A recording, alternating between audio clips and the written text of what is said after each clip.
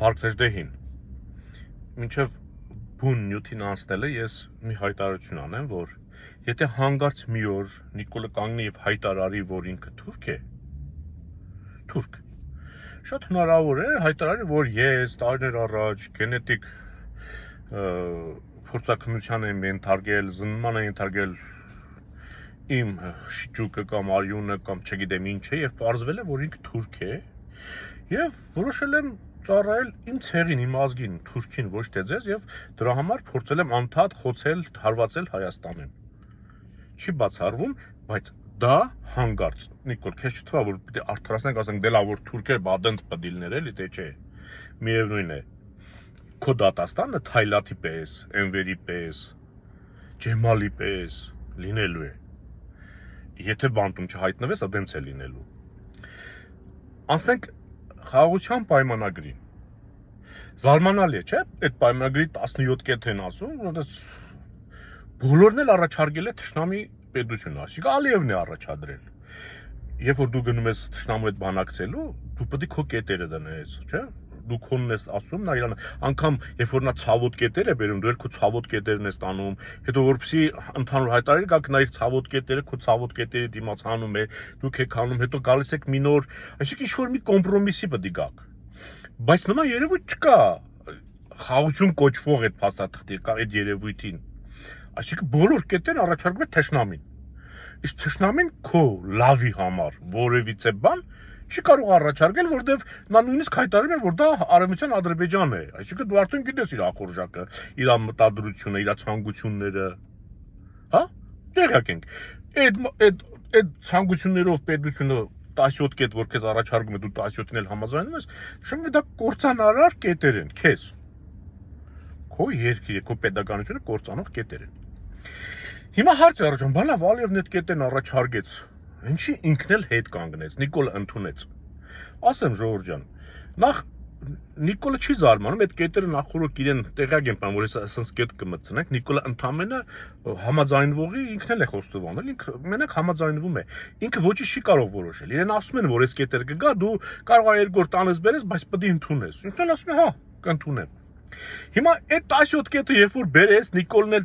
ծամծմելով բան, հետո ասես մենք բոլոր կետեր մի օր 15-ին ենք համաձայն երկուսին, չէ, մի օր սրան, մի օր վերջում ասես 17-ին էլ համաձայնենք, ու ժողովրդի արձագանք չեղավ։ Որ ժողովրդի արձագանք չեղավ, Ալիևը ասաց լսպասի Նիկոլ։ Ենթադրում եմ, որը շատ նման է իրականությանը։ Լսպասի, այ ախպեր ջան, այդ 17 կետերով մենք Հայաստանը 10 տարում կկործանենք, եթե ժողովուրդը ընդունում է այդ 17 կետը, լսպասի մի երկու կետ ավելացնենք, այդ ժամանակը կրճատվի Հայաստանը կործանելու։ Ասենք որ 10 տարում կործանենք, 5 տարում կործանենք կամ 1 տարում կործանենք, մենք ժամանակ չունենք։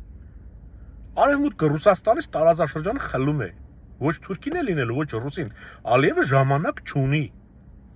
Դրա համար տեսնում որ ժողովուրդը քնած է, անտարբեր է։ Այստեղ դառնամ արդեն Նիկոլի խոսքին, որ ասում է դու ես մեղավոր։ Դու ես ձևավորել ես իշխանությունը, դու էլ մեղավոր ես ժողովուրդ։ Հիմա ձեր անտարբերությունը բերում է նրան, որ Ալիևը Նիկոլին ասում է ստոպ, դու համաձայն եղի, դու մի հրաժարվի։ Ես կհրաժարվեմ, նոր կետեր կավելացնեմ։ Ու դու այդ ներկետերը վերցնես կդնես ու կընդունես։ Եթե ժողովուրդը նորից անտարբեր կմնա, մենք ընթացքում կարող է 5-10 տարի շահենք Հայաստանը կործանելու, նոր կետեր մտցնելով։ Բնականաբար այդ կետերը ի վնաս մեզ են լինելու։ Դու գիտեք, որ Սահմանադրությունը դա մայր օրենքն է, որ ամրագրում է պետության հիմքը, պետականության հիմքը, որ այնտեղ կետեր կան անձեռնմխելի են, որ ով գա, Նիկոլ գա, Լևոն գա, Ռոբերտ գնա, ինչ անի, չի կար իրավունք չունի փոխի, որ պետության հիմքը չխալխլվի։ Այսօր նա արդեն հանդգնում է դրան ձեռ տալ Նիկոլը։ Այսինքն լուրջ չի վերաբերվում մեր պետությանն ու պետականությանը։ Ասել է թե ինքը վերաբերվում է այնպես, ինչպես Ալիևը կվերաբերվեր մեր պետությանը։ Հասկանում եք, այսինքն ինչ է դառնում։ Քո անտարբերությունը հայ մարդ Ալիևին հնարավորություն է տալիս ավելի խիստ կետեր բերի ավելացնի, ավելի ծանր կետեր, որ դու ավելի շուտ կործանվես։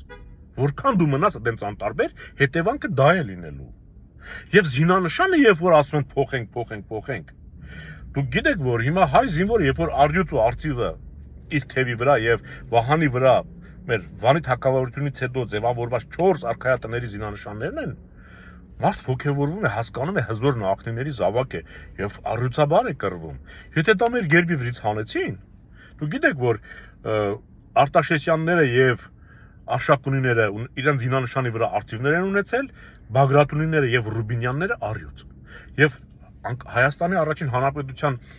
զինանշան կերտողը այդ նախարարությունների զինանշանների առյուծն ու արծիվը հսկա, հզոր, հպարտ դրել այդ խորհրդանշական այդ զինանշանի վրա, որ դա ոգևորի։ Այդ ամեն ինչը ձևական չի, այդ ամեն ինչը ազդում է մեր ոգեղենության վրա դրական իմաստով։ Եթե նա էդել է ուզում պատռել, նա ուզում է մեզ դարձնել ոչնչություն։ Հիմա քո անտարբերությունից է կախված, Ալիևը նոր կետեր կմտցնի, թե չէ։ Հայ մարդ։ Քո անտարբերությունից։ Ուրիշ ոչ մեկին չմեղադրես։ Արդեն ես էլ գտնում եմ, որ դա քո անտարբերությունն է։ Այսքան որ խոսում ենք մենք, մարդիկ, ովքեր ազգային մտածելակերպ ունեն, այս ասում ենք, որ ձեր մոտ բան փոխվի, որ շարժվենք։ Մենակ չի լինի։